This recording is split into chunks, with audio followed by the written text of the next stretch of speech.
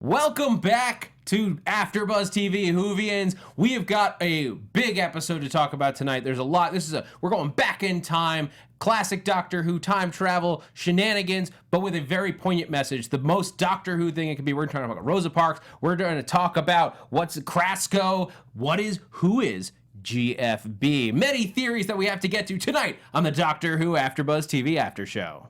You're tuned in to AfterBuzz TV, the ESPN of TV talk. Now, let the buzz begin. Oh yeah, let it rise. Yes. Sink in that theme. I'm sorry, I love that theme. It just makes me happy. Thank you guys. Welcome back to AfterBuzz TV for the Doctor Who After Show. Oh, I'm your host, Zach Wilson. I have the whole panel today. Everyone's here. Finally. Gathered together. Right. We've got Adrian Snow. What's up, guys? How you doing? I'm Adrian Snow. I don't sound like that. Please talk like that. You just decided to talk like that for the entire episode. That'd be great. Zia Anderson. Hey guys, super excited. And we got that Dave Child. Hey, I'm Dave Child. It's me, Dave Child. I don't talk like this either. I don't know why we're doing voices. Mario. Hey, it's Dave Child. Hey. Wrong No, show. guys, we have a very fun episode today. I'm excited to talk about this one. This felt like very much classic Doctor Who in a lot of ways. Yeah. Like it was an educational episode, but it, with maybe the last scene as an exception, didn't feel like that. Yeah. The last scene was sort of like and here, hey kids, if you want to learn more, visit your local library. But I thought this was a great episode. What did you guys think of Rosa? Overall, I liked it. I was drinking my tea. It was good. It definitely leans more towards the fictional account of Rosa Parks, which I can talk a little bit more about. Yeah, but I was gonna. But overall, I liked it. You know, I'm from the South, and so whenever I hear people who are clearly not from the South doing an accent, it can be rough on me. But Brits doing a southern like- accent. I was actually wondering that because I've never been there, but I was like, for some reason, I feel like that's not quite right. yeah, I mean, Especially it was the waitress that there was like Yeah. that's What are me you trying to do all a southern. doing here? It was very. Y'all coming down to the ranch now? Yeah, and don't get me wrong, there are Southern people who sound like that, but not every Southern person you encounter has the same Southern accent, even in the Right. same city. Interesting. So, I mean, Brits have a much easier handle on doing a Southern accent because it's closer to their own accent, just like Southerners have an easier time switching into a British accent. But, yeah. I imagine it's the same thing whenever Americans are trying to do a British accent. They're like, he's not from Wales. What are you doing? Right. Yeah. Wales is a totally different accent from London, so it's like, you have to know that kind And of they're stuff. just like, we're doing Southern. Like, what do you want? Yes. Okay. Zia, what did you think? I like the episode a lot. It makes you feel a lot. This episode makes you feel things. So I was sitting there like, during some moments of it. It was Yeah. really good. I also really liked watching the Doctor again in this episode, kind of become the Doctor. I liked seeing her sort of solidify her character a little bit. She had some swagger in this episode that I really liked. So that was really cool. So overall, it was good. And I don't know what Southern accents sound like because I've never been there. So I like this episode a lot. It actually didn't feel like classic Doctor Who to me. I don't know. Maybe that's just because I feel like they often don't do. I thought this was a fun episode, but it also had like that saving time, trying to save time sort of thing, which usually Doctor Who does, and then they throw in a crazy alien in there too.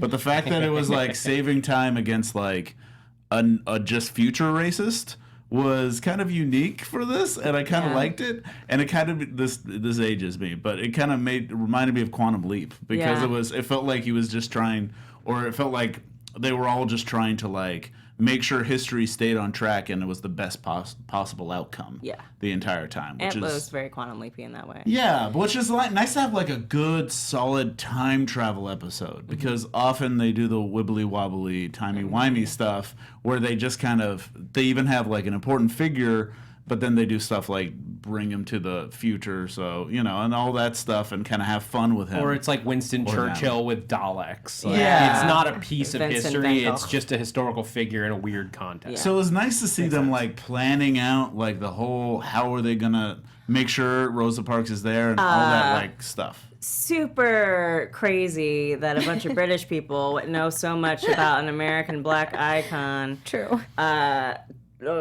And Martin Luther Well, King I Jr. don't even too. know that much. Well, but they still had like one they had a bus driver. One of them is a bus driver, and the other one He only was knew like, that from his wife. yeah, and his wife was like a super- giant Rosa Parks fan. So yeah, it was convenient, but it was at least they could have gone easier. They could have gone to the TARDIS, which for one, I don't know why they didn't hang out in the Yeah, TARDIS. why Why did they go to the didn't they motel? go to the TARDIS? But anyways, They did say the doctors didn't want to, because Krasko knew that they were going to go there. Right, So so he they didn't just- want to confront him. oh, okay, that makes sense. But they still could have found a way to just beep boop into the computer of the TARDIS and be like, oh, this is her route, this is her whole plan, this is everything. So the fact that they had a montage of them like studying her moves and studying like how to get in contact with her, where she lived, that was more than a lot of time travel shows tend to do. Yeah, and that was interesting. But think about, for those of us who remember the early 90s, how hard it was to get someone's address. Or Right. if you didn't have a yellow book, and even a yellow book only gave you the phone number. The difficulty of navigating the things that they navigated, I guess, is very impressive, and that should be honored. But at the same time, it took me out a bit that they, one, knew so much about Rosa Parks as British people, because I can't Yeah. tell you a single thing about any type of British history outside of Yeah. war from the 15, 14, 1300s.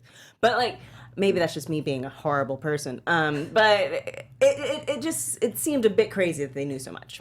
Right. Yeah. It did make me wonder how, like, because that is something I've never thought of before, is how are these civil rights leaders that have become moments in history for Americans, how do they translate to the Brits? Like, do people know Rosa Parks by name? Yeah. Is Yeah, that I mean, something? like we grew up going to American schools, like that was on the curriculum because you're studying American history constantly. Yeah. I have But to- we don't study British history. I have like to that. ask, did you guys study a lot of Hawaiian history? No. Okay, Not yeah. much. Did you So- grow up in Hawaii? Yeah, I'm from there, and we Yeah. Hawaiian history every single year. I actually probably learned more about that than I did about a lot of American history. That came later.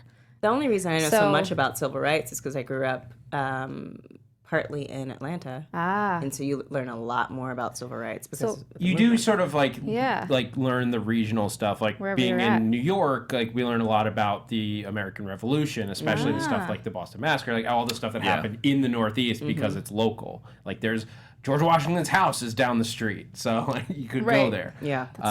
But like so, and I appreciate this episode for the teaching part of it. Chibnall did say that he was going to make this somewhat more of a kid's show, of back a towards classic, what it was. yeah. But this did what I liked about and that had concerned me a little bit that they were gonna soften the show too much for that.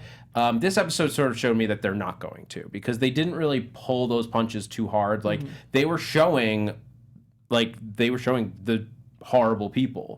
Maybe they didn't have to go the full distance, but they said that they mentioned those things. They mentioned the lynchings that would have happened at the time. They didn't need to show them because there's no on this show that's not necessary. And often, like, it's nice to see it's not nice, but it's nice to see in a time traveling show when people of color travel through time.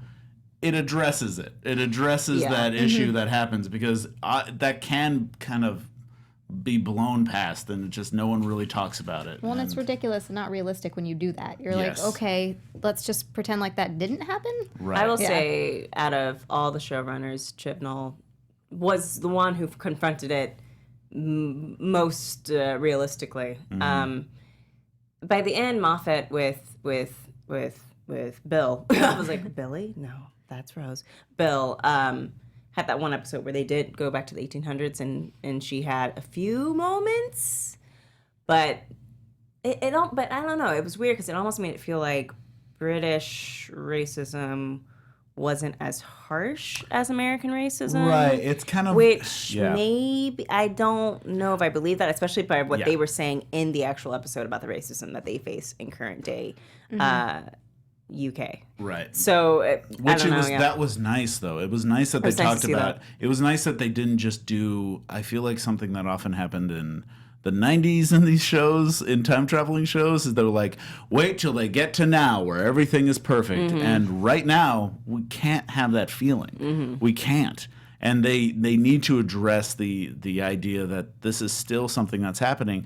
And even the bad guy was from the far future, but a super racist. So guys, I do want to toss over to the chat because I just noticed this out of Yeah, I was corner, gonna but say like this too. Shadrach Del Monte says, "I'm British. I was educated about Rosa Parks," and then right then Vicky says, "I'm from New Zealand, and we learned about Rosa Parks." So okay. that's fair. And like I'm not saying I didn't expect them to know about Rosa Parks. I'm Was that saying the much? extent to which they knew about Rosa Parks was... I didn't know she was a seamstress. That's something I didn't know, didn't know that for either. Rosa Parks. I do know like a couple of odd facts, like she wasn't the first black woman to be like kicked out of a bus, but she was the face of the actual whole thing. So Adrian, you mentioned that this is not quite accurate in the account. Well, it's not completely inaccurate, but it kind of quiets the fact that she was already a trained activist, that bus boycotts were happening at that time where people were doing bus sit-ins.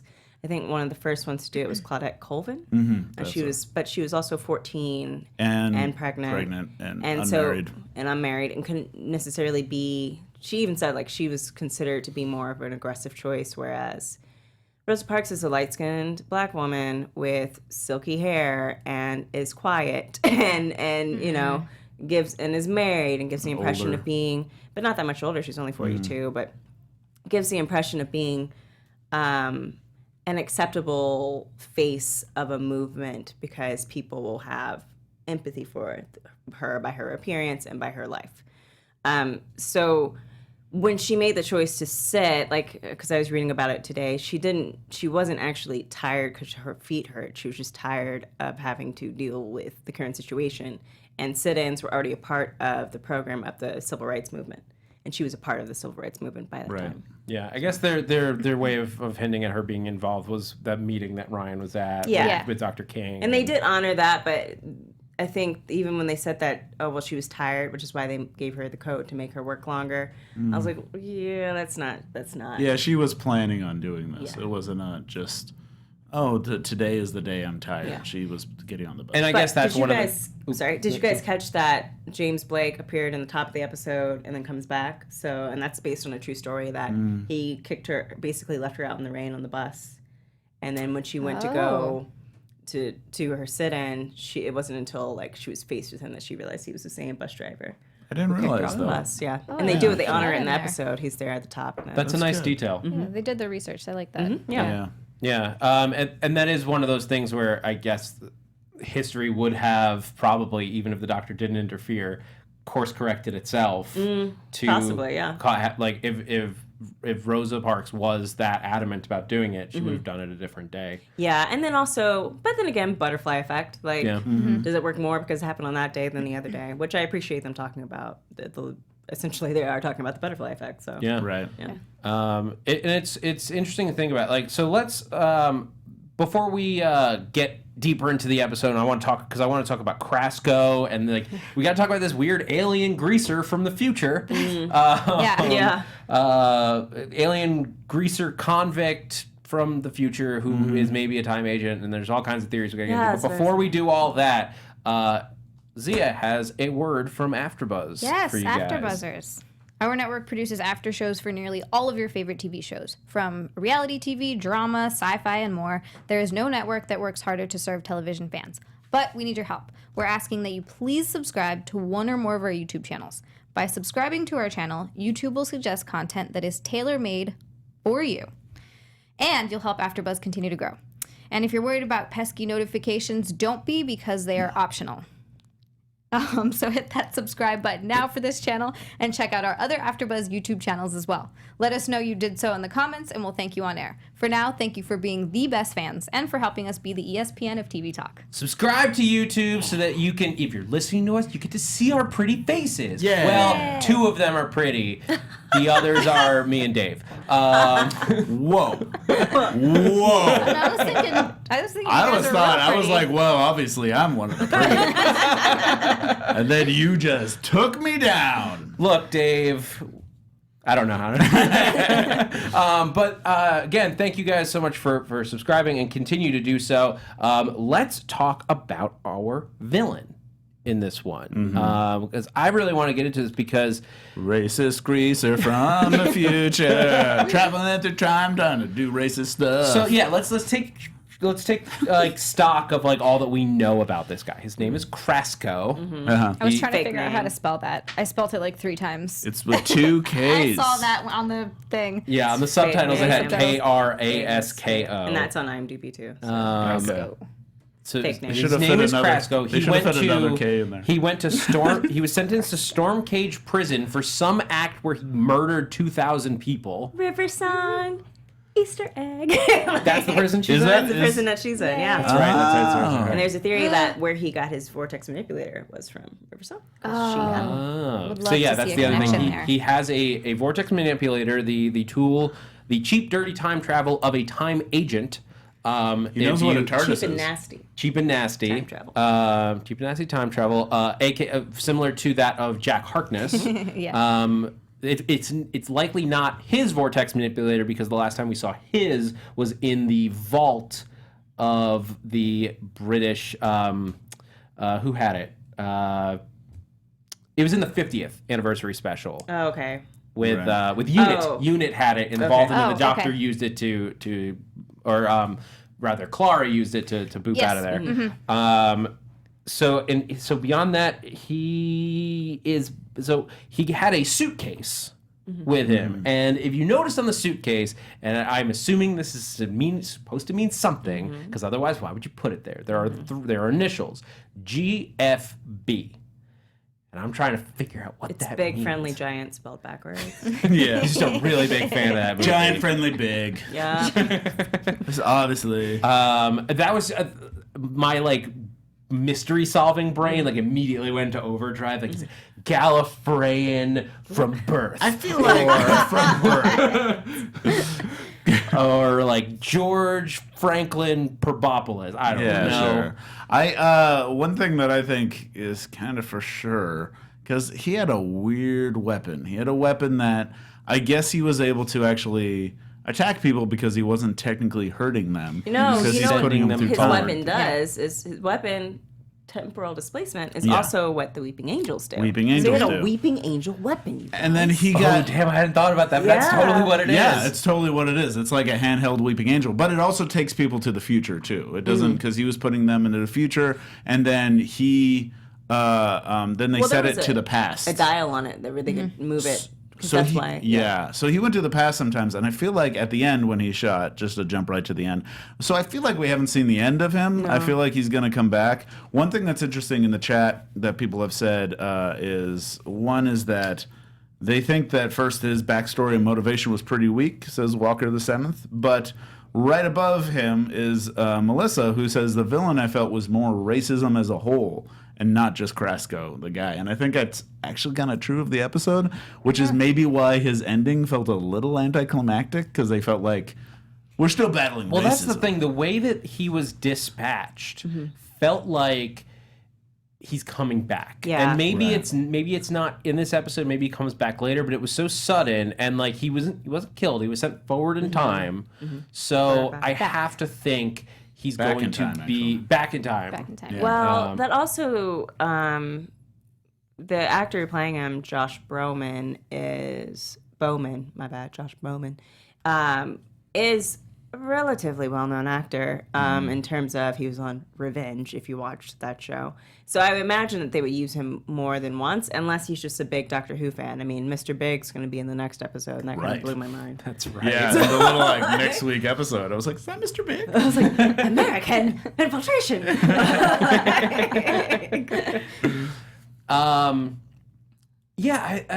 I wanted to get a little bit more of like why he was there, like how this affected him. Like they gave us the name of the asteroid, but they didn't explain how that connected to his crime, did they? No, the Rosa Parks asteroid? Yeah. I think that was just like, look, she's in space too. But she's never forgotten. Then so you guys clear it up if I missed something. So how does like butterfly effect aside, like how does Rosa Parks on Earth affect this guy in the 76th century? Well, this is what he said. Yeah, you go ahead. I'm thinking he said to keep you all in your place. Yeah. I'm thinking that he just, for some reason, is like, I can't handle being equals with black people, even though this has hopefully been happening for years and years, that he is just super racist and wants to go back to keeping things segregated. I think he might also just be, because he killed 2,000 people? 2,000 people, yeah. So he might be somebody who's just like one of those crazy eugenic people who doesn't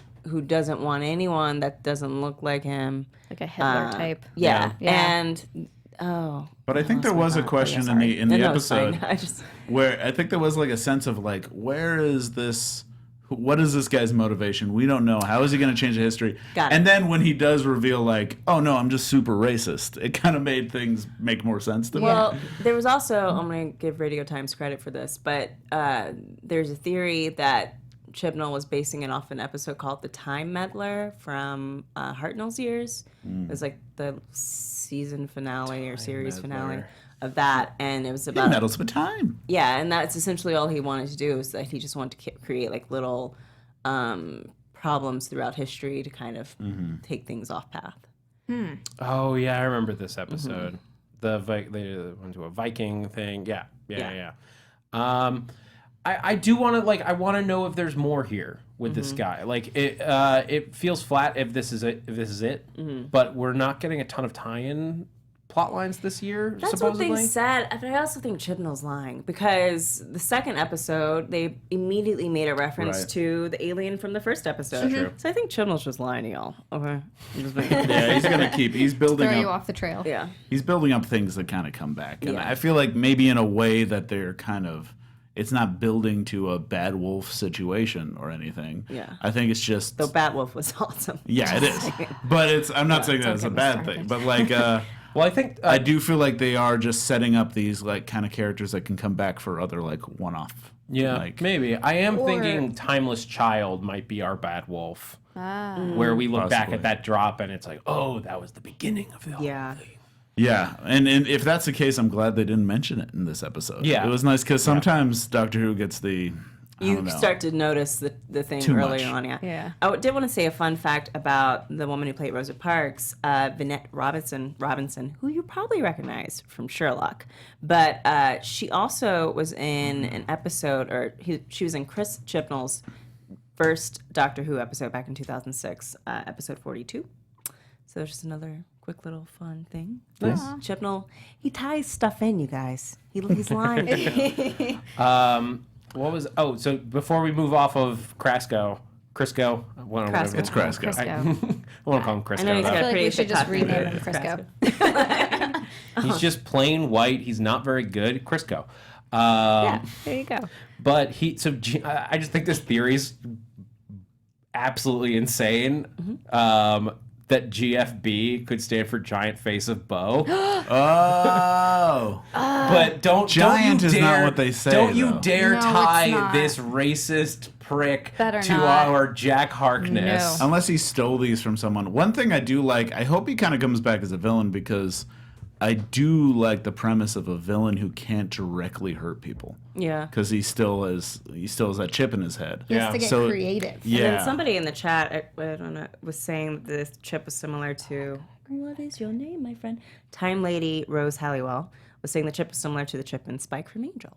I'm always here for a Buffy reference. So I was like, oh, that's cool. Yeah, it reminded me of something from Ender's Shadow, actually, if anyone read that book. Like a chip that prevented somebody from thinking about a specific topic. Right. Because it was like something that was outlawed, and it was a scientist who was just not allowed to do research. They literally put a chip in his brain to prevent him from even thinking too much about that subject. See, it seems like a really good idea. You're like, oh yeah, put a chip in murder and rapist heads, and then they won't do those things anymore. It's a form of rehabilitation, but that could get very dangerous very quickly. That's where that idea it's very similar to like ancient like practices of like castration, Right. just put into a sci-fi context. But it is effective here, but he still finds ways to do terrible things. Yeah.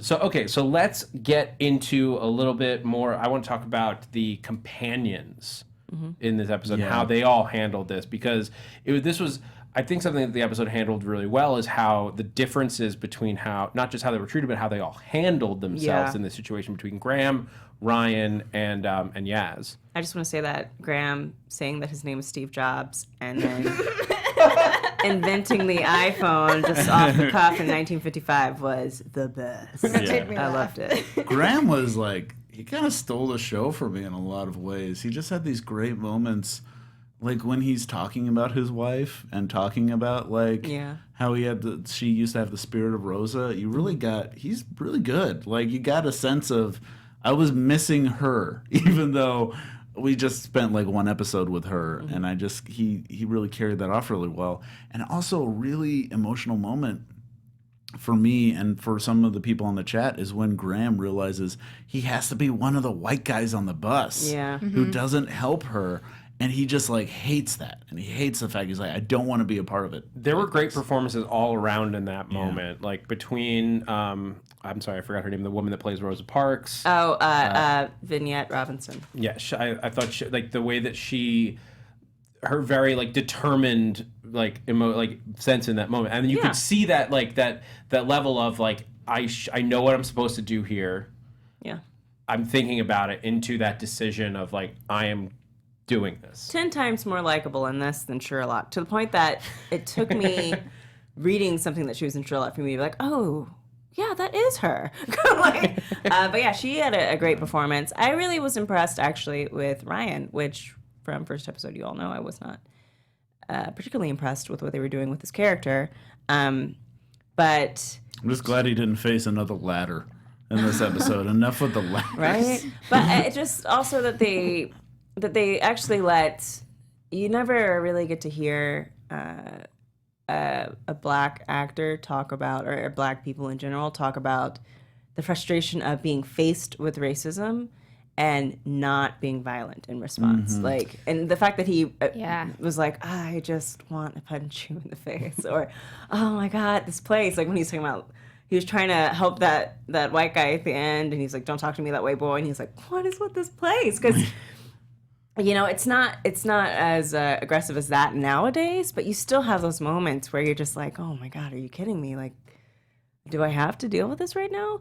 And so for them to actually acknowledge that was great. And then to also have Yaz acknowledge that. But I also had I was like, are they talking crap about Mexicans this episode? Like, because it was kind of a weird little in-joke that I don't think really worked. But it was nice to see the two people of color actually address those things, and they also addressed women and women's rights, like with the whole Yaz and Rosa scene.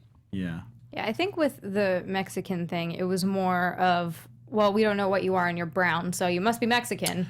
Like, yeah, but then they kept making a joke about kept it. making and that was Mexican weird. jokes. keep going on with that, Yeah, it was light, so it was okay, but it was just it was on the edge of getting a little offensive. It was that like if this was just in the 21st century kind of thing where somebody had just been mistaken, like I see how that sense of humor fits, right? And like in a separate context where there's not like all this other stuff going on. In the context of a Rosa Parks episode, it was a little like, ooh, that's a little. Yeah, they mentioned sombrero at one point. It was the first joke was fine when she like makes a reference to it because it kind of showed that she was letting it slide off her back. But then when they kept bringing it up, I was like, yeah, okay, well now what are you doing? And the Mexican blood stuff is a little weird.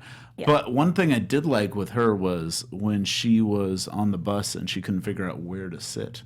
She didn't quite, because she was led in the front and out the back. So the idea of like she's a person of color, but where is she in the spectrum? Where is she in the line? She doesn't really know. She's it honestly just it depends on the situation. Yeah. So on the bus you might be fine, but you probably won't be fine in a restaurant. Yeah, they weren't fine in a restaurant. You won't be fine in a pool, but you'll be fine here. Like, so it's Right. Like it was a spectrum then as much as it is now. So Yeah. There was some great moments from Ryan. I really liked his, like, he got to have a fun time travel moment when he went to the meeting. And he's like turning between. Thank you, Saying Dr. everyone's King. full name. What was that, Rosa Parks? His eyes get really big. He's like, oh my God. And the fact that he's also like Martin Luther King and Rosa Parks. He's like, you could just say Dr. King and Rosa or whatever. Mrs. Parks. Mrs. Parks. I mean, you don't have to say everyone's full name all the time. But like, I could totally see all of us doing that. Oh, like, yeah. Because yeah. these people aren't like first names. Yeah. They're just entire names. Yeah. Well, that's the thing. Even I don't. Whatever your feelings are about the new Star is Born, there's a moment in the movie where he talks about how he's no longer just Jackson. Like everyone says his full name, Jackson. I can't think of his last name right now. And I was like, oh, that is so true when you think about and you talk about celebrities. It's never just, I'm not going to be like, so yeah, I was watching a movie with Brad. And you're like, Brad who? Oh, Brad Pitt. Right. Yeah. Or Mr. hello, Pitt. Brad It's like, Pitt. it's Brad Pitt. Yeah. So that would make sense that he would only do the full name. Yeah.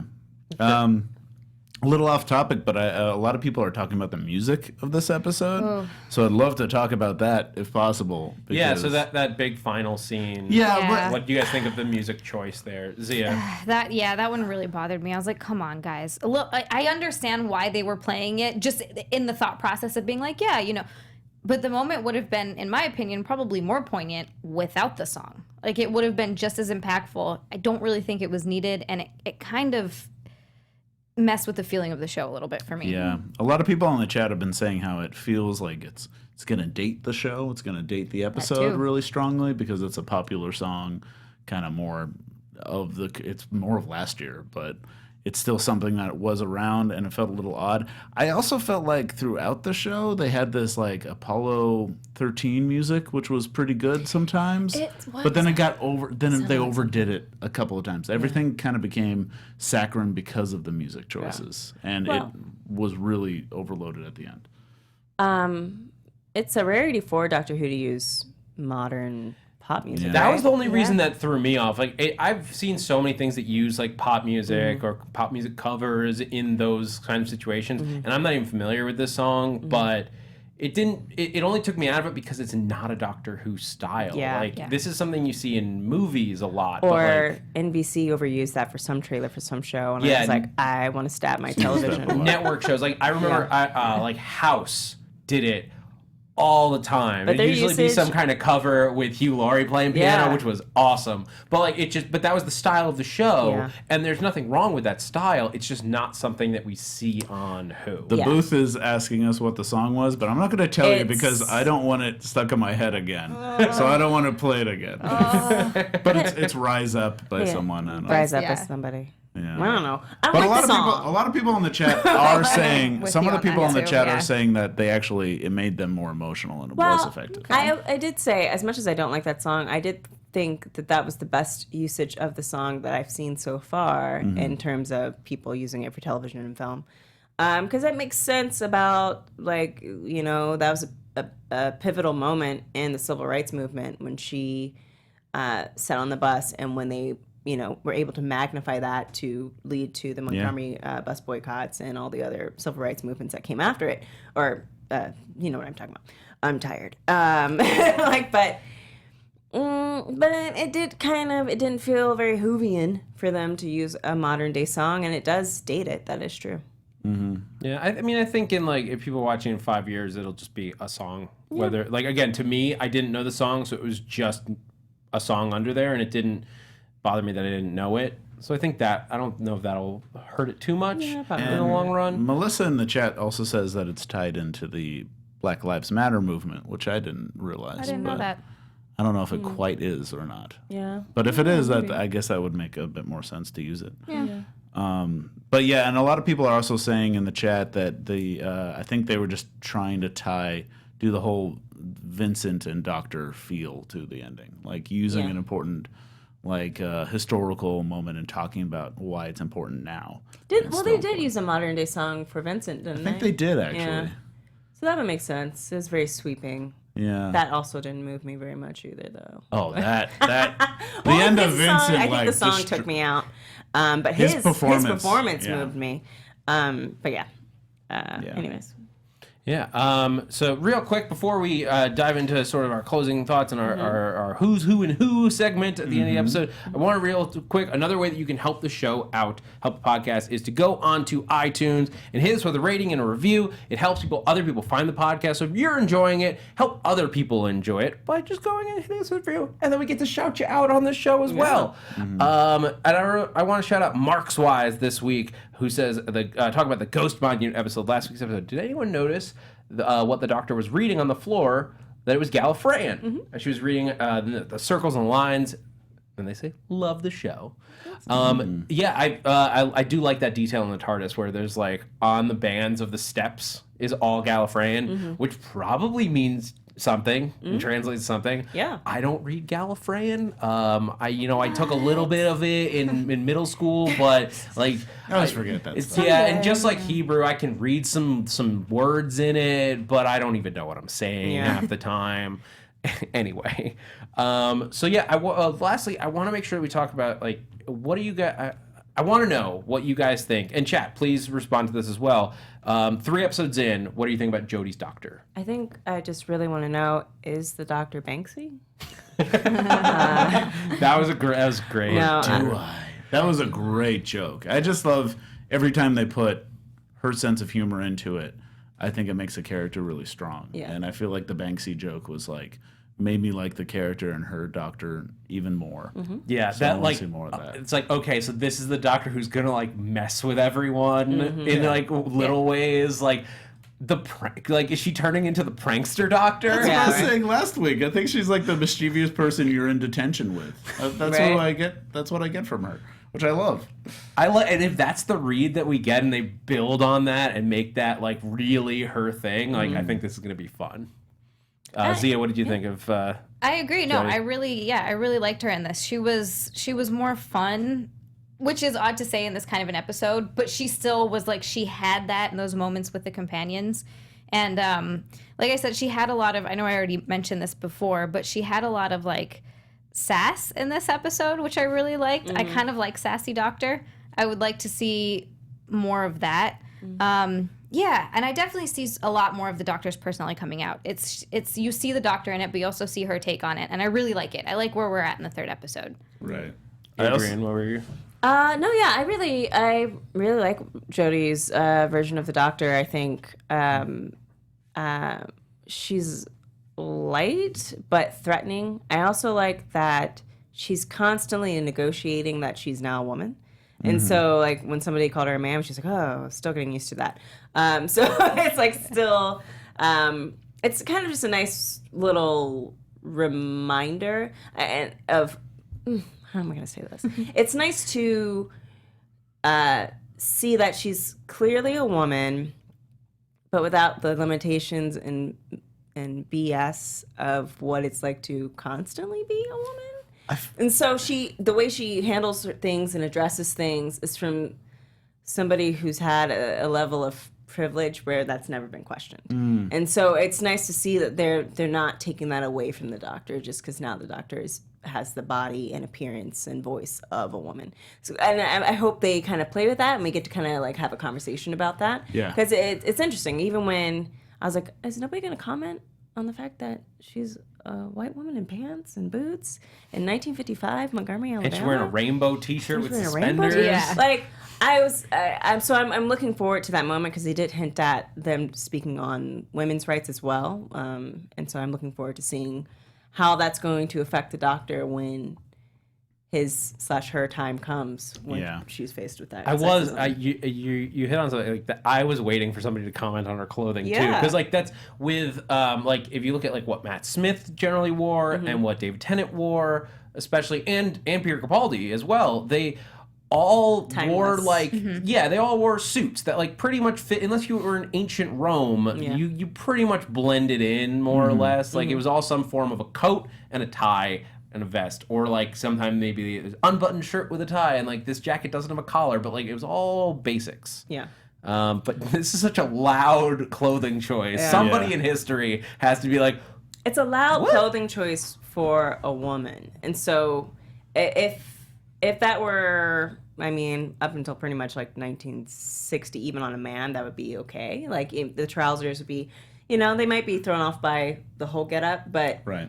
it would still wouldn't look that off-putting. Well, but Not a suit made out of question marks, though. It's not. That's it's just not a true. question mark That's suit. true. But it's just something that you wouldn't. There used to be a point in history where women didn't wear pants, and so eventually that has to, I would hope, get acknowledged. Right. Yeah, or even a guy in like suspenders and a rainbow Yeah. t-shirt. He'll come off like a clown. Exactly. I was like, before the 1960s, even he's going to look weird in that outfit. But with her, it's going to stand out also extremely more before Right. the 1960s. Yeah. I'm sure there's going to be one episode this season where someone starts talking to Graham like he's supposed to be the leader of the group, and she has to kind of correct them. I'm waiting for kind of that to happen. I'm sure I'm it's waiting for coming. her, and we did see a little bit of that in this episode where even when Graham like put his arm around her and had to be like, "Oh, honey, who we are," and seeing her get like really Like, what are you uncomfortable doing? about Yeah. the whole thing. And he was. I thought he was way more uncomfortable than she was. Yeah. So let's take this moment, and I want to just dive in real quick to our segment, Who's Who and Who. A little TARDIS noise when we do it now. And this episode, we talked a little bit about this last week. Same director. Okay. So if you heard us talk about Mark Tondrai, who I still don't know how to pronounce his last name, Probably Tundra. but he directed last week's episode and this week's episode. It was written by Mallory Blackman, who I have not seen anything that she has done. What The has she- Frighteners. Wait, no, that's Wait. a TV show. Oh, not the movie? Frighteners TV show. From 1996. So they made it right they after made a the TV show. movie. Can you Yeah. click on that real quick? Interesting. I'll open up. But then Pig Heart Boy was a series for a while. Biker Grove. I don't have any knowledge of these shows, so Cool. unfortunately I can't help you. Frighteners. Next person.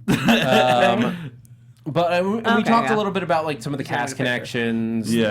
that we've seen some of these actors and actresses before. Josh Bowman. Bowman. Jeanette Robinson. Yes, who we saw in Sherlock. Yep. Moffat just like throwing people like they're all over the place. It's nice that Josh Bowman finally got to be British.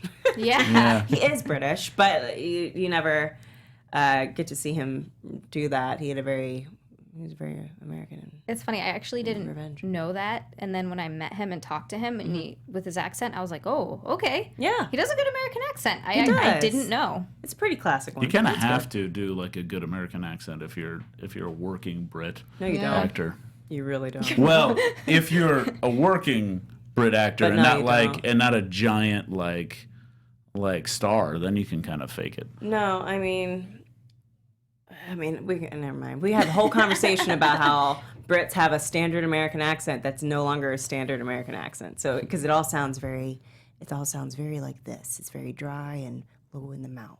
And that's not how all Americans sound. The other question I wanted to ask you guys: what are you thinking of the score so far this season? Because this is the first season that it has a new composer in years. Oh. That's what I was saying about this episode. It seemed like they overdid it a couple times. They had these grand sweeping, kind of very. It kept reminding me of Apollo 13, like John Williams-y music, and then it kept going. Like every single time Rosa Parks opened her mouth, Yeah. I felt like the music was swelling up, and I think they kind of overdid it a bit. Yeah, that tends to happen when you're telling stories about the civil rights movement. Yeah. And every movie I watch on the civil rights movement, I'm like, you could take it down a notch. In terms of the grandiose, and like Apollo 13, anything from the 60s is like grandiose, and it's like, yeah, you're okay. Huh? Yep. And then, so Segun Akinola is the new composer. Murray Gold having stepped away at the same time as Stephen Moffat. Is he a person? Yeah, he is a person. And this composer did the only thing I've ever seen is Nova, the TV series, Okay. the documentary series. It has seems a couple like episodes. Maybe I'm crazy, but that Chibnall is diversifying. He is, I think, trying to and especially there was definitely a clear effort to change up a lot of the cast and crew. And But he's hiring people of color Yes, and women or women of color or women and men of color. I think he's doing a good job so far, especially about bringing in new voices and new talents to Doctor Who, and we'll talk about them as they come onto the show. Nice. So as we wrap out, let's do very quick. We'll sign off and each give a quick prediction. Your AfterBuzz TV prediction. Dave, what are you thinking? Oh boy, prediction first, I guess. I think I don't know. The show's gonna keep being great, and I think it's going down a path. And I really like how these last couple of episodes they've done monster, space travel, time travel, and I'm curious to see where they go next. And I hope they kind of combine them all. It's in like the a next monster episode. at home. Yeah, it'd be nice to have a time travel monster stuff, have all three of them in the next one. But I'm Dave Child. You can find me at Mr. Dave Child or davechild.com because I'm Dave Child. Zia, what are you thinking? Drank it all. I'm thinking, just going off of this episode, that we might see Krasko again, and I have a little bit of a feeling, or I don't know if I would like to see this, or if it would just be kind of interesting to have him be part of something else and maybe not just acting on his own. So maybe he comes back and there's more like him. They sent him back. So something like that. I also like where it's going. I like the monsters. Those are always my favorite, so I'm hoping to see more monsters. And I'm Zia Anderson. You can find me on Instagram and Twitter at Zia_land. It's XIA_land. And right after this on Marvel TV Weekly. I think probably it's all interconnected, and the alien whose name I've forgotten, I'm sorry, I'm busy. Tim Shaw. Tim Shaw. It's somehow connected to Krasko, which it makes sense. They seem to all kind of be slightly racist things. And I'm just really excited to see Mr. Big, because I like Chris Noth, not because I really like Mr. Big that much. He's sexist, but fight me. I'm Adrian Snow. You can follow me on Twitter and Instagram at Miss Adrian Snow. I'm really looking forward to seeing. I agree. I think Krasko's coming back. I think him teaming up with Tim Shaw or Tim Shaw's people is something that's definitely in the cards. Or that I think the Timeless Child is going to become a major part of this season. We're just waiting for it to come. I'm Zach Wilson. You can find me on Twitter and Instagram at @ZachWilson. Also, be sure to tune in later this week when me, Zia, and Jesse Klein talk about Daredevil Season 3. We're going to be talking about the first 4 episodes on Wednesday night. I believe at 7 p.m. So stay tuned to Twitter for all of that to be 100% sure. But and then I'm going to be stopping by Marvel TV Weekly this week. Yay. And then I also do a podcast where we ship characters together and discuss whether they would get sexy together or not. That's called Ships in the Night. This has been the Doctor Who AfterBuzz TV After Show. Thanks for geeking out with us. Bye. Our founder, Kevin Undergaro, Phil Svitek, and me, Maria Menounos, would like to thank you for tuning in to AfterBuzz TV. Remember, we're not just the first, we're the biggest in the world, and we're the only destination for all your favorite TV shows. Whatever you crave, we've got it. So go to AfterBuzzTV.com and check out our lineup. Buzz you later. The views expressed herein are those of the hosts only and do not necessarily reflect the views of AfterBuzz TV or its owners or principals.